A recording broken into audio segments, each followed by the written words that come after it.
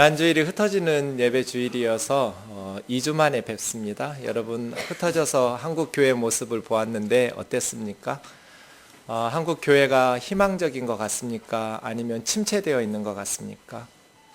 다양한 교회의 모습들을 보고 오셨으리라고 생각합니다. 오늘부터 4주 동안 고린도전서를 함께 묵상할 텐데요. 오늘은 첫 시간이니까 고린도와 고린도 교회에 대한 이야기들을 좀 하겠습니다. 고린도전서는 사도 바울이 고린도 교회에 보낸 편지입니다. 먼저 보낸 편지를 전서라고 하고 나중에 또 보낸 편지가 있어서 고린도 후서도 있습니다. 근데 사실은 남아있는 것은 전서, 후서 두 개의 편지이지만 분실된 또 다른 편지들이 있었다는 것을 우리가 알 수 있습니다. 고린도 전서 5장 9절에 보면 내가 너희에게 쓴 편지에, 그러니까 고린도 전서 이전에 썼던 편지가 있었다는 것이죠. 그 편지 내용 중에 음행하는 자들과 사귀지 말라 이런 내용들이 있었던 것 같아요. 그러니까 이전에 보냈던 첫 번째 편지가 있었고 그 다음 두 번째 편지가 고린도 전서 같습니다. 그 다음에 세 번째 편지도 우리가 분실된 것으로 추측하고 있는데요. 이 세 번째 편지에 대한 것은 고린도 후서 2장 4절 같이 한번 읽어볼까요? 시작. 내가 마음에 큰 눌림과 걱정이 있어 많은 눈물로 너희에게 썼노니 이는 너희로 근심하게 하려 한 것이 아니요 오직 내가 너희를 향하여 넘치는 사랑이 있음을 너희로 알게 하려 함이라. 이 편지가 세 번째 편지인데요. 많은 눈물로 너희에게 썼던 눈물의 편지가 있었습니다. 그리고 나서 네 번째로 쓴 편지가 고린도 후서, 이렇게 적어도 4번 이상 고린도에 편지를 보냈다는 증거들을 발견할 수 있습니다. 바울은 고린도에 왜 이렇게 자주 편지를 보냈을까요? 고린도 교회 문제가 해결되지 않았기 때문이죠. 바울이 편지를 썼음에도 불구하고 고린도 교회 문제점들이 해소되지를 못했어요. 그래서 또 보내고 또 보내고 또 보내야 했어요. 고린도 전서를 들고 간 사람은 디모데였는데요. 디모데가 고린도 전서라는 바울의 편지를 들고 고린도 교회 문제를 해결하려 했으나 해결하지 못했어요. 그 다음 바울이 직접 방문했어요. 바울이 직접 고린도 교회에 방문했지만 고린도 교회 성도들에게 멸시와 천대만 받았어요. 그래서 바울은 문제를 해결하지 못하고 물러나야만 했어요. 그리고 나서 세 번째를 많은 눈물로 울면서 편지를 써서 보낸 세 번째 편지를 디도라는 제자가 가지고 고린도에 가는데요.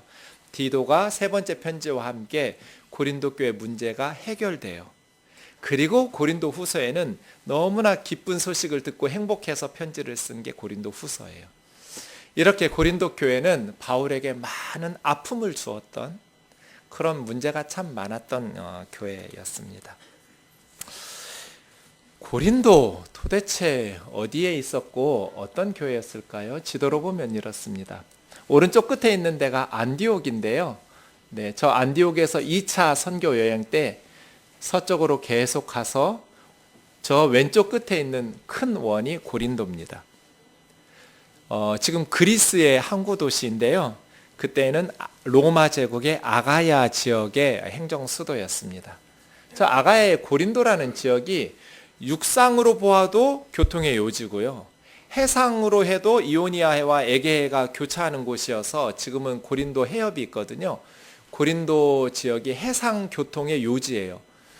육지로도 바다로도 교통의 요지이다 보니까 무역과 상업이 매우 번성한 그러한 부유한 도시가 고린도입니다. 바울은 50년 겨울에 50년에서 51년으로 넘어가는 그 겨울에 고린도에 도착해서 1년 반 정도, 바울로 보면 굉장히 길게 있었어요. 1년 반 정도 고린도에서 개척하면서 교회를 세우고 에베소로 갔다가 다시 예루살렘으로 와서 안디옥으로 돌아가는, 이것이 바울의 2차 선교여행 여정인데요.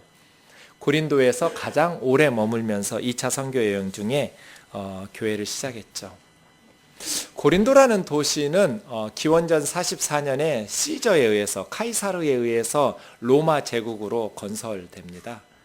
카이사르는 이 지역이 워낙 교통의 요지라다 보니까 항구 도시로 잘 셋업해서 로마 제국에서 이용하는데, 이 고린도가 번창한 항구 도시라다 보니까 일자리가 많잖아요. 일용직 노동자들도 많이 필요하고요. 그래서 많은 나라에서 고린도에 모여서 일을 하고 있는 아주 많은 종족들이 섞여 살았고 유대인들도 많이 살고 있었던 도시가 고린도입니다.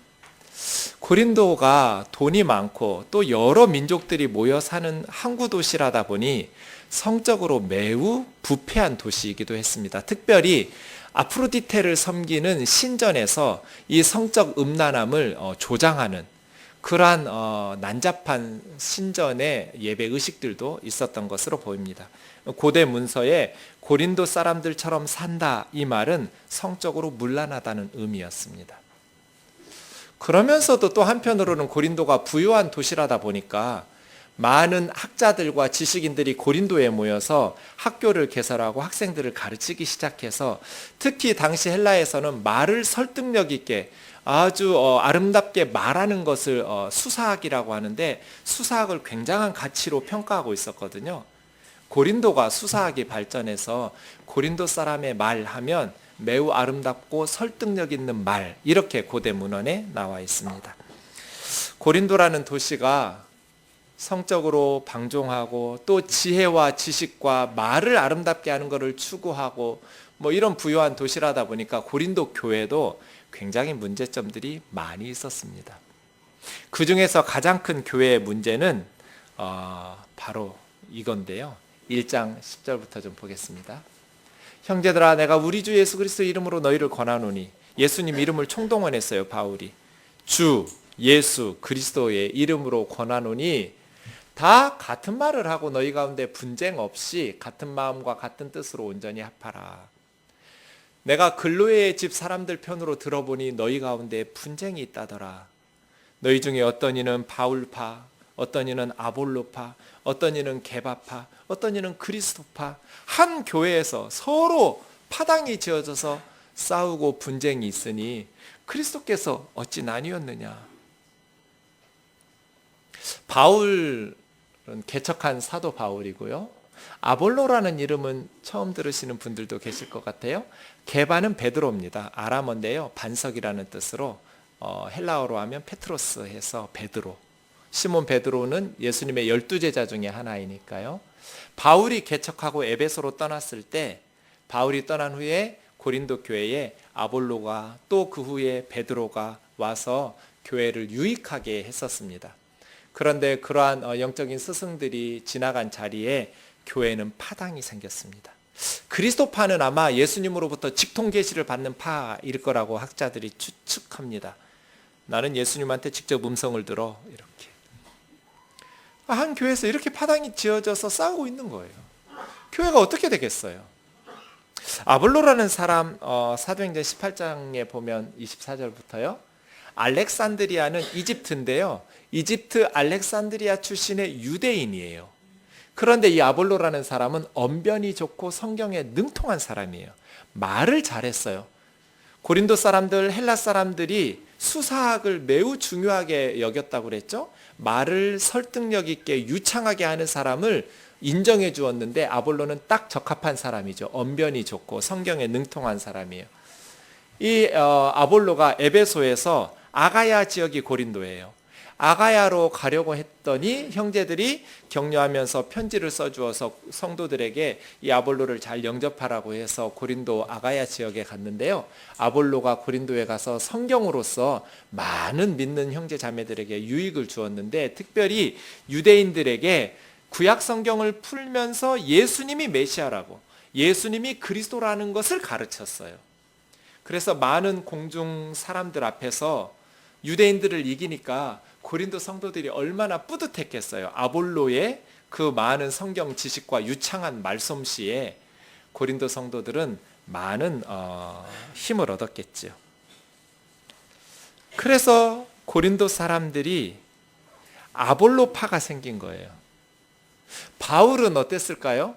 아볼로가 저렇게 언변이 좋고 성경에 능통했다면 바울은 성경은 능통했겠지만 언변은 좋지를 않았어요. 고린도 후서 10장 10절을 보세요. 바울을 반대하는 사람들의 말이 바울의 편지는 무게가 있고 힘이 있으나 몸으로 대할 때는 약하고 말도 시원하지 않다. 이게 바울에 대한 평가예요.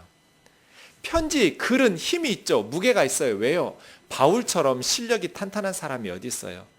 그러니까 바울이 편지로 쓸 때, 글로 쓸 때는 무게가 있고 힘이 있는데 직접 바울을 대면하면 바울은 몸에 장애도 있고요. 몸도 연약하고 병약하고 또 말이 달변가가 아니었어요. 말이 어눌하다 보니까 고린도 사람들이 볼 때 좀 무시할 만한 그러한 점이 있는 것이지요. 그래서 우리는 사도행전 20장의 비밀을 알 수 있게 됐어요. 바울이 설교했는데 유두고라는 청년이 깊이 졸았어요. 바울이 강론을 더 오래 했는데 더 오래 할수록 자던 사람도 은혜 받고 깨야 하잖아요. 근데 졸음을 이기지 못해서 3층에서 떨어져 죽었어요. 그러니까 바울은 성경 실력은 탄탄했지만 말을 설득력 있게 재밌게 하는 사람은 아닌 거예요. 위로가 돼요. 바울이 설교해도 졸다가 죽는 애가 있는데 제가 설교할 때 조는 거 너무나 당연한 일이에요. 바울은 그런 사람이었어요. 그러다 보니 코린도 교회에 어떤 성도들은 그래도 처음부터 개척했던 초창기 멤버들이 많았을 거예요. 바울파. 어떤 성도들은 말을 유창하게 잘하고 성경에 능통했던 아볼로파. 어떤 성도들은 예수님의 수제자였어. 베드로파. 어떤 성도들은 나는 예수님의 계시를 받아 직통계시파. 그리스도파. 교회가 모이면 어떻게 되겠어요? 그 다음 구절을 보세요. 고린도전서 11장에 가면 너희 모임이 유익하지 않고 도리어 해롭다. 예수 믿는 사람들이 교회에서 모이면 유익해야 하잖아요. 근데 예배드리러 모일수록 유익이 안 되고 해로워지는 거예요.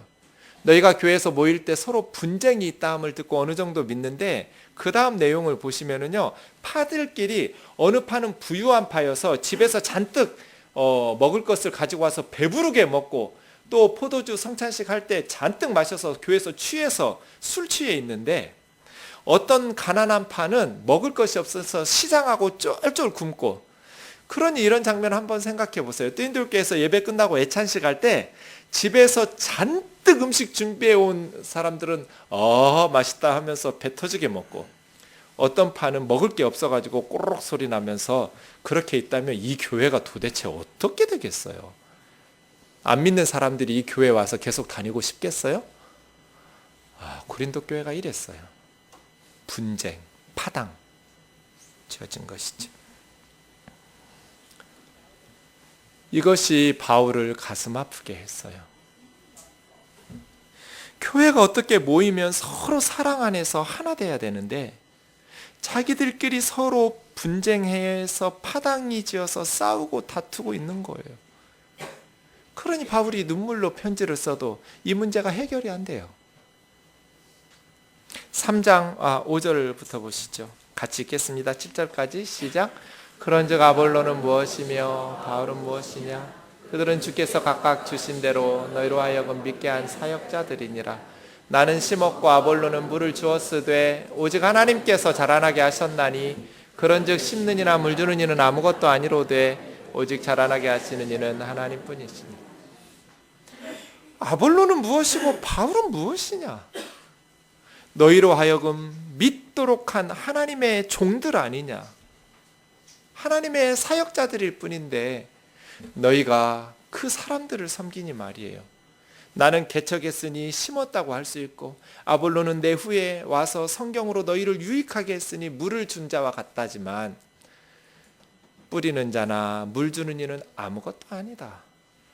심는 이도 아무것도 아니고 물 주는 이도 아무것도 아니로되 오직 자라나게 하시는 분은 하나님뿐이시니 하나님 한 분만을 높여라. 한국 교회는 지금 싸움 중이에요. 분쟁 중. 가장 큰 싸움은 원로 목사님 파와 새로 부임한 담임 목사님 파예요. 바울은 심었고 아볼로는 물을 주었으되 오직 자라나게 하시는 이는 하나님 한 분뿐이지 않냐. 물러난 원로 목사님 파가 있고 또 새로운 담임 목사님 파가 있고 교회가 분쟁하고 그렇게 싸우니까 아예 그냥 아들한테 세습하고 사위한테 세습하고 그러면 덜 싸우겠지. 이게 한국 교회의 수준이에요. 성숙해요? 그렇지 않아요. 고린도 교회도 성령의 은사들, 특별히 말에 관한 은사들이 많았어요. 방언이나 예언이나 통역이나 성령의 은사도 많았고요. 물질적으로 부유하기도 했고요. 또 지식적으로 많은 성도들도 많았어요. 그럼에도 불구하고 막 싸우는 고린도 교회를 향해서 바울은 갓난아이라고 말했어요. 영적인 어린아이들. 자라나지 못한, 성숙하지 못한 육적 그리스도인이란 말이에요. 아볼로도 아무것도 아니고 바울도 아무것도 아니다. 3장 21절에서 13절 매우 중요한 구절이에요. 같이 읽겠습니다. 시작. 그런즉 누구든지 사람을 자랑하지 말라. 만물이 다 너희 것임이라. 바울이나 아볼로나 게바나 세게나 생명이나 사망이나 지금 것이나 장래 것이나 다 너희의 것이요 너희는 그리스도의 것이요 그리스도는 하나님의 것이요. 믿음이 좋으면 있잖아요. 행복해져요. 왜냐하면 진리를 가지고 부자가 되거든요. 만물이 다 너희 것임이라 그랬잖아요. 이게 진리거든요. 하나님의 말씀이에요. 모든 만물이 다 우리의 거예요. 그냥 작은 부자는요, 자기 집 담장 안에 정원이 몇백 평 되고요. 그래요. 근데 진짜 큰 부자, 우리 같은 부자들은요, 정원이 너무나 커서 담장 안에 담을 수가 없어요. 보통 청계산만은 해야 이것이 볼만한 정원이구나 이런 생각이 들거든요. 하나님이 지으셨잖아요. 하나님의 것이니까. 하나님이 누구를 위해서 지으셨어요? 하나님의 자녀들을 위해서 지으셨어요. 만물이 다 너희 것이다. 사람들 가지고 자랑하지 마라. 바울이나 아볼로나 게바나 다 너희를 위해서 주었다. 너희 거다. 그 사람들의 종이나 노예되지 마라. 세계나 생명이나 사망이나 지금 있는 것이나 미래 장래에 있을 것이나 다 너희 거다. 하나님께서 너희를 위해서 주신 것이다. 고린도에 있는 그 예수 믿는 성도들을 위해서 하나님께서 만드시고 주신 거 아니에요? 그런데 그 사람들의 노예가 되어서 어리석은 고린도 사람들아, 너희는 다 그리스도의 것이고 그리스도는 하나님의 것이다. 이것이 바울의 해석이었거든요. 그러면서 오늘 말씀을 해요. 고린도 교회가 왜 싸웠겠어요? 자기 세상적 지혜와 논리를 가지고 싸운 거예요. 세상의 지혜와 지식을 가지고 교회 안에서 서로 내가 옳으니 네가 옳으니 하면서 파당을 지어서 싸우는데, 모이면 난장판이 되니까 차라리 바울이 모이지 마라, 모이는 게 해롭다. 어쩌면 이런 교회가 다 있을 수 있어요. 싸우다 못해 이제 교회에서 해결이 안 되니까 다음 주에 보겠지만 교회 문제를 가지고 세상 법정으로 가서 믿지 않는 사람들에게 판결을 받으면서 싸우고 있어요. 한국 교회 같지 않아요? 이런 고린도 교회에 여러분 같으면 어떤 내용의 편지를 쓰실 것 같으세요? 이것이 고린도전서 1장에서 4장까지 바울이 다루는 문제예요. 분쟁. 교회 안에 극심한 분열이 일어나서 세상 법정으로 가서 싸우는 거예요. 성도들이 모이면 하나님 앞에 은혜로운 주의를 보내는 것이 아니라 서로 삿대질하고 욕하면서 싸우는 거예요. 미워하고 시기하고 보란듯이 경쟁하면서, 있는 사람들은 배 터지게 먹고 취하여 자고, 없는 사람들은 쫄쫄 시장하여 굶으면서 그렇게 살고, 먹고 마실 너희 집이 없어서 하나님의 교회를 이렇게 더럽히냐고 바울이 책망하고. 이런 교회에 어떤 편지를, 어떤 진단을 내려서 처방을 내리는 편지를 써야 될까요? 그것이 바로 오늘 본문 말씀이에요. 세상적 지혜를 가지고 싸우는 고린도 성도들에게 바울은 십자가의 도를 이야기하죠. 18절 19절 같이 읽겠습니다. 시작. 십자가의 도가 멸망하는 자들에게는 미련한 것이요 구원을 받는 우리에게는 하나님의 능력이라. 기록된 바 내가 죄 있는 자들의 지혜를 멸하고 청명한 자들의 청명을 폐하리라 했습니다. 분쟁하고 있는, 세상적 지혜를 가지고 옳고 그름을 따지면서 싸우고 있는 고린도 교회 성도들에게 사도 바울은 십자가의 도를 이야기하고 있어요. 이 도라고 말씀한 것은 길도자가 아니고요, 말씀이라는 뜻이에요. 로고스예요. 원문으로 보면 정관사가 앞뒤에 다 있어요. 그 십자가의 그 말씀, 그런 뜻이에요.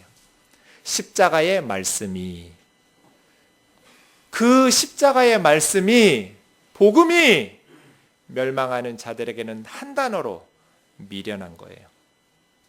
아니, 십자가에서 벌거벗김 당하고 처형당한 죄수가 인류의 구원자라고? 바보 같은 소리. 세상을 구원하려면 지혜가 있어야지. 탁월한 지혜가 있거나 아니면 능력이 있어야지. 가장 무능한 철저한 패배와 실패의 상징인 십자가의 사형수가 우리를 구원한 구원자라고? 인류의 메시아라고? 한 단어로 그건 미련한 소리예요. 말도 안 되는 소리예요. 십자가의 말씀이 멸망하는 자들에게는 미련한 소리이지만 구원을 받은 우리에게는 하나님의 능력이다. 기록된 바 하나님께서 지혜 있는 세상의 모든 지혜는 멸하고 세상의 모든 총명을 폐하리라 하심과 같으니. 왜냐하면요, 세상의 모든 지혜를 다 합해 놓아 보세요. 그리고 세상의 모든 총명을 다 합해 보세요. 그냥 유교의 지혜와 철학, 불교의 지혜와 철학만이 아니라 모든 걸 다 합해 놓아도 한 사람도 구원하지 못해요. 오직 예수 그리스도의 십자가로만 영혼들을 살려낼 수 있어요.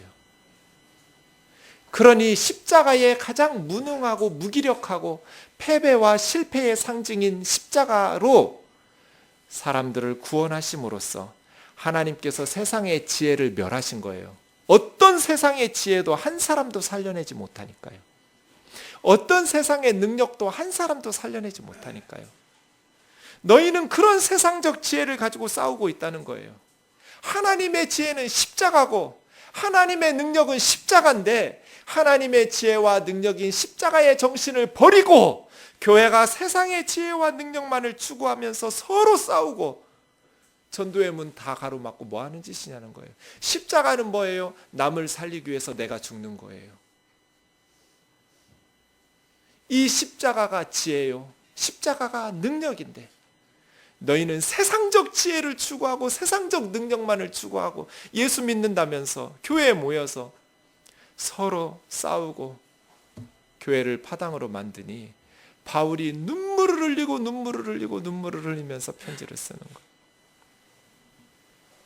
하나님의 진정한 지혜는 세상의 지혜와 세상의 능력을 멸하고 패하신 가장 무능한 실패의 상징 십자가로 구원하는 지혜였어요. 그런데 교회가 십자가를 버렸어요. 십자가를 믿고 구원받은 후에 내팽개쳐 버려요. 그리고 세상의 지혜를 추구하고 세상의 성공과 세상의 능력을 추구해요. 정치적 권력, 경제적 권력을 통해서 세상을 섬기는 십자가의 도의 제자들이 아니라 남의 것을 착취하고 빼앗는 세상의 질서의 노예들이 돼버리는 거예요. 그걸로 교회가 싸우기 시작했어요. 그러나 십자가는 하나님의 능력이에요. 우리 로마서 1장 16절 매우 중요한 성경 구절 같이 읽겠습니다. 시작. 내가 복음을 부끄러워하지 않으니 이 복음은 모든 믿는 자에게 구원을 주시는 하나님의 능력입니다. 먼저는 유대인에게요 그리고 헬라인에게요. 내가 복음을 부끄러워하지 아니하노니 이 복음은 모든 믿는 자에게 구원을 주시는 하나님의 능력이다. 자, 하나님께서 이 형제를 너무너무 사랑하셨어요. 본이 너무 마음에 들어요. 착하고 똑똑하고 지혜롭고 잘생겼어요. 그런데 이 남자의 문제는 예수님을 믿지 않아요. 예수님의 십자가의 복음을 믿음으로써 자기가 소유한 적이 없어요. 그럼 하나님께서 이 사람을 구원하실 수 있어요? 없어요? 너무 마음에 들어요, 이 사람. 그런데 예수 믿지는 않아요. 하나님께서 이 사람을 구원하실 수 있어요? 없어요? 하나님은 말씀 한마디로 온 우주를 창조하시는 전능하신 분이에요. 하나님은 불가능이 없으신 분이에요. 그런데 예수 믿지 않는 이 사람, 너무 하나님 마음에 드는 이 사람 구원해 주실 수 있어요? 없어요? 없어요. 하나님은 전능하신 분이시지만 말씀으로 온 우주를 창조하실 수 있는 분이지만 예수 믿지 않는 사람을 구원할 능력이 없어요. 하나님도 못하시는 게 많아요. 우리가 하나님보다 잘하는 게 훨씬 많아요. 거짓말 이런 건 우리가 훨씬 잘해요. 하나님 못해요. 남의 눈에 막 피눈물 쏟게 하고 사기치고 이런 걸 못하셔요. 하나님 또 못하시는 것이 있는데 예수 믿지 않는 사람을 구원하실 수 없어요. 그래서 바울은 이 복음은 모든 믿는 자에게요. 하나님께서 얘는 진짜 싫어하셨어요. 생긴 것도 마음에 안 들고 색깔도 마음에 안 들어요. 그런데 얘가 이 안에 예수 그리스도의 십자가의 복음을 듣고 믿음으로써 예수 그리스도의 복음을 소유하고 있어요. 믿음으로 영접해서 받아들였어요. 하나님 마음에 안 들어요. 그런데 예수님을 믿어요. 하나님께서 이 사람을 구원할 수 있어요, 없어요? 예수 믿어요. 그런데 하나님 마음에 되게 안 들어요. 생긴 것도 마음에 안 들고 하는 짓도 마음에 안 들어요. 천국 가요, 못 가요? 가요. 그래서예요. 모든 믿는 자에게 남녀노소 불문하고 이 복음을 믿는 모든 사람에게 구원을 주시는 하나님의 능력이다. 그래서 나는 복음이 부끄럽지 않다. 먼저는 유대인에게요. 예수님의 12제자 다 유대인이에요. 사도 바울도 유대인이에요. 그리고 헬라인에게는 모든 이방 사람들에게예요. 이것이 복음이에요. 이것이 십자가의 도예요. 왜 바울이 십자가의 도가 하나님의 능력이라고 말하는가? 세상의 모든 지혜와 능력을 총동원해도 한 사람도 구원할 수 없었지만 이 복음은 누구든지 믿기만 하면 구원을 주시는 하나님의 능력이 되기 때문이에요. 그래서 1장 22절에서 24절 같이 읽지요. 시작. 유대인은 표적을 구하고 헬라인은 지혜를 찾으나 우리는 십자가에 못 박힌 그리스도를 전하니 유대인에게는 거리끼는 것이요 이방인에게는 미련한 것이로되 오직 부르심을 입은 자들에게는 유대인에게나 헬라인이나 그리스도는 하나님의 능력이요 하나님의 지혜니라. 아멘. 유대인들은 표적을 구해요. 유대인들은 오래전부터 하나님의 기적을 많이 경험한 사람들이에요. 그러니 유대인들의 관심은 하나님의 표적, 기적을 보는 거예요. 헬라 사람들은 말씀드린 것처럼 지혜를 추구하는 민족이에요. 뭔가 새로운 지식을 계속 추구하는 민족이에요. 그러나 우리는 유대인에게든지 헬라인에게든지 십자가에 못 박힌 그리스도를 전한다. 바울은 작정을 하고 표적 지혜가 아닌 십자가에 못 박히신 그리스도를 말한다. 유대인에게는 거리끼는 것이요. 왜요? 십자가는 나무잖아요. 신명기 21장 22절 23절 하나님께서 뭐라고 말씀하셔요? 만일 죽을 죄를 범함으로 죽여 나무 위에 달거든 십자가처럼 나무에 달거든 당일에 내려서 장례식을 치러라. 밤새도록 두지도 마라. 그 땅을 더럽히지 마라. 나무에 달린 자는 저주를 받았다. 그러니까 유대인들에게 십자가는 걸림돌이에요. 나무에 달려 죽은 하나님께서 저주하신 자를 어떻게 메시아는 하나님의 복을 받고 세상에 내려와서 사람들을 구원할 인류의 구원자이지 하나님이 저주하신 자를 어떻게 인류의 메시아라고 구원자라고 말할 수 있냔 말이에요. 십자가의 도는 유대인들에게는 걸림돌이에요. 바울도 그래서 예수님 믿지 않았다가 다메섹 도상에서 부활하신 예수님을 믿고 나서 깨달은 것이 예수님이 저주받으신 것은 우리 죄 때문에 저주받으신 거구나. 하나님이 예수님의 잘못 때문에 저주하신 것이 아니라 우리의 죄와 허물 때문에 예수님을 대신 저주하셨구나. 이걸 깨달은 것뿐이에요, 바울이.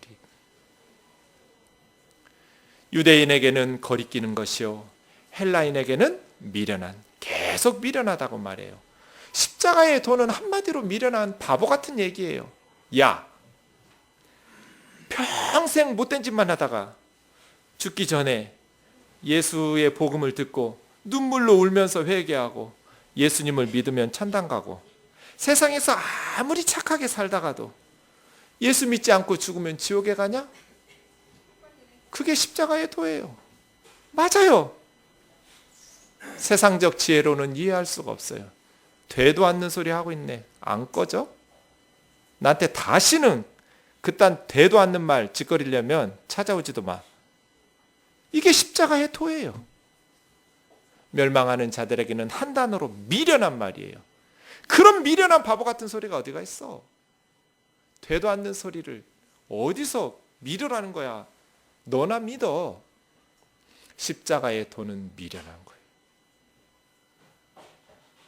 그러나 부르심을 입은 하나님의 백성들, 유대인이든지 헬라인이든지 십자가에 못 박히신 그리스도는 하나님의 능력이고 하나님의 지혜로서 하나님의 어리석은 것이 인간들의 지혜보다 지혜롭고 하나님의 무능하고 연약한 것이 인간들의 능력보다 더 강하니라. 이것이 십자가의 도예요. 십자가의 도. 한국 교회가 왜 이렇게 영적으로 침체에 빠졌어요? 왜 이렇게 우리의 신앙이 무기력해졌어요? 지혜가 부족한가요? 물질이 부족한가요? 더 많은 지식이 주어지면 성령 충만해질 것 같으세요? 더 많은 물질이 주어지면 여러분의 영적인 활력이 생길 것 같으세요? 한국교회가 살아날 것 같은가요? 그렇지 않아요. 한국교회에 하나님께서 물질을 주셔서 화려한 예배당은 건축했지만 영적으로는 더 침체해졌어요. 십자가의 말씀을 잃어버렸기 때문이에요. 십자가의 도를 떠났기 때문이에요. 저 같은 목회자들이 십자가의 도를 감동적으로 설교해서 많은 신도들을 불러 모으고 많은 사례비 받아서 호화롭게 살아버렸기 때문이에요. 그러니 교우들이 뭘 보고 배워요? 아, 나도 신앙생활 열심히 하고 목사님처럼 기도 열심히 하고 성경 공부 열심히 해서 하나님한테 열심히 기도하고 해서 부자가 돼야겠다. 이게 세상적 지혜와 세상적 능력을 추구하는 거 아니에요? 기복신앙에 빠진 한국교회가 영적으로는 무기력해졌잖아요. 십자가의 복음은 설교에서 성도들 불러 모을 것이 아니라 그건 사업가죠. 사업가. 십자가의 복음을 전하는 이는 십자가의 복음을 살아내야죠. 목사들이 누구보다 앞장서서 예수 그리스도의 십자가의 말씀, 십자가의 도를 살아내야죠. 십자가를 설교하면서 그렇게 부유하게 살면 어떻게 성도들이 십자가의 도를 따르겠어요? 저는 며칠 전에 2명의 십자가의 도를 따르는 말씀 일꾼들을 만났어요. 한 분은 이란에서 사역하다가 오신 선교사님이에요. 아들은 외국 선교사 학교에 보내는데 1년에 한 번 정도 아들을 만나요. 그런데 항상 이 선교사님 부부가 아들을 못 찾았어요. 자기 아들을. 1년에 한 번씩 보니까 애가 너무 자라나 있어가지고 자기 아들을 못 찾는 거예요. 그런데 아들이 엄마 아빠를 만나면 그동안 억눌렸던 감정이 폭발하면서 엉엉 우는 거예요. 어느 인간은 엄마 잠깐만 하고 지방에 들어가더니 30분을 꺼이꺼이 울다가 나온 거예요. 십자가의 도. 선교사님으로 아들, 딸을 보내놓고 어머니들 중에 우울증이 걸리고 너무나 자녀들이 보고 싶어서 눈물로 지새우는 선교사 부모님들도 계셔요. 십자가의 도는 그렇게 전하는 것이죠. 그런데 이슬람교도 구원이 있고 불교도 구원이 있고 힌두교도 구원이 있고 예수만 믿어야 구원이 있는 거 아니라고 목사도 신학 교수도 신부님도 추기경도 그게 성경적 진리예요? 성경이 그렇게 말씀하세요? 다른 종교를 존중해야죠. 우리보다 더 심오한 삶의 철학이 있을 수 있어요. 그러나 구원하는 능력은 없어요. 우리 죄를 대신해서 하나님의 저주와 심판을 받으신 분이 예수 그리스도밖에 없기 때문이에요. 그 십자가의 복음을 전하기 위해서 바울도 순교하고 베드로도 순교하고 수많은 선교사들이 순교하고 있는데 모든 종교가 다 구원의 길이라고 말하면서 그것이 지식이 세상의 지식인 될지 모르겠지만 하나님의 지혜는 십자가예요. 종교인은 될 수 있을지 모르지만 하나님의 백성이라고 말할 수는 없어요. 구원받은 신앙인이라고 말할 수는 없어요. 사랑하는 형제 자매 여러분, 이 십자가의 복음을 전하기 위해서 우리는 어떻게 살아가고 있습니까? 며칠 전에는 청주에 다녀왔어요. 5개 대학교 대학생들을 모아서 한 학기에 한 번씩 모임을 하는데 말씀을 전해달라 해서 가서 설교하고 왔는데요. 모임 전에 그 대학 캠퍼스에서 사역하는 간사님들과 식사를 했어요. 청주 교대 출신의 간사님을 만났어요.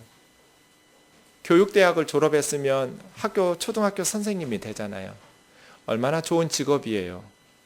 그런데 이 자매는 선생님의 길을 포기하고 대학 캠퍼스에 남아서 전도하고 후배들을 가르치는 선교단체 간사가 되었어요. 월급을 주지도 않아서 가난할 수밖에 없었어요. 10년이 지났어요. 저에게 물어요. 목사님은 목회자의 길을 선택한 걸 후회하지 않으세요? 후회한 적 없으세요? 나는 한순간도 후회한 적이 없다. 근데 네가 후회하는 것은 이해가 된다. 왜냐하면 저는 목회하고 가르치면 교회 대부분 남잖아요. 근데 대학에서는 새내기들 들어와서 전도해서 말씀 가르쳐서 이제 함께 동역할 만하면 졸업하고 이제 같이 동역할 만하면 졸업하고 늘 밑빠진 독에 물 붓는 것 같은 사역인 거예요. 그리고 갈수록 젊은이들이 예수님을 믿지 않아요. 그러니까 열매가 없어요. 너무 힘든 거예요. 그러다가 친구들하고 비교해 보면 친구들은 학교 선생님이 돼서 얼마나 좋은 신부감이에요. 그래서 다들 낚아채 가서 결혼해요. 좋은 남자 만나서 교회에서도. 그런데 교회 다녀도 나 같은 간사는 형제들이 쳐다도 안 봐요. 제가 볼 때 겁나 이쁘게 생겼거든요. 근데 직업이 없어요. 남자들이 볼 때. 그러니 가끔 내가 잘 선택했나 이런 생각해요. 외국에 나간 선교사님들은 인정도 받고 재정적 후원도 하지만 대학에서 남아서 전도하고 성경을 가르치는 이 간사들은 정말 중요한 역할을 하고 있음에도 불구하고 어느 교회도 관심이 없어요. 재정적 후원도 없어요. 그래서 너무 가난하게 살아가지만 그 사명감을 가지고 이 젊은 학생들을 붙들고 씨름하고 있는 그 간사들을 보면서 눈물이 나더라고요. 세상에 이런 애들이 있는데 한국교회 목사들은 뭐하고 있는가? 말 잘해서 아볼로처럼 성도들 많이 불러 모아서 교회가 커지면 외제차 몰고 다니고 수십 평, 수백 평 하는 사택에서 살면서 억대 연봉을 받아 누리면서 십자가를 말하다니. 사랑하는 형제 자매 여러분, 우리 교회에는 세상적 지혜와 세상적 능력과 세상적 성공이 사모하고 높이 평가되는 교회입니까? 아니면 세상 사람들은 미련하고 어리석다고 말할지 모르겠지만 우리를 구원하시기 위해서 하늘 영광 보좌를 버리시고 이 땅에 오신 예수 그리스도를 추구하고 사모하고 그 사랑 안에 머물기를 사모하면서 그 은혜의 감격 속에서 하루하루 살아가기를 추구하는 교회입니까? 뜨인 돌에는 십자가의 도가 있습니까? 없습니까? 입으로는 십자가의 도가 있다고 말하면서 삶 속에서 십자가의 희생과 헌신이 있습니까? 없습니까? 바울은 외칩니다. 너희가 하나님께서 십자가에서 멸망시키신 세상의 지혜와 세상의 능력을 가지고 교회 안에서 서로 파당을 지어서 싸우니 사람을 자랑하지 마라. 다 너희들의 것이다. 오직 십자가에 못 박힌 예수 그리스도를 바라보고 십자가의 은혜와 십자가의 지혜, 십자가의 능력과 자랑을 추구하라고 말합니다. 그렇게 되면 앞으로 우리가 4주 동안 볼 텐데 고린도전서 16장 14절이 결론입니다. 같이 읽고 마치겠습니다. 시작. 너희 모든 일을 사랑으로. 사랑으로 이 말은 엔 아가페입니다. 사랑 안에서, 아가페 안에서 모든 일을 사랑으로 행하라. 왜 싸워요? 예수님의 십자가의 사랑이 단절돼 버렸기 때문에, 내 마음이 사랑의 은혜가 멈췄기 때문이에요. 내 마음이 삭막하니까 작은 일도 참지 못하고 소리 지르고 싸워요. 십자가의 사랑이 저와 여러분의 심령에 회복되기를 주의 이름으로 축복합니다.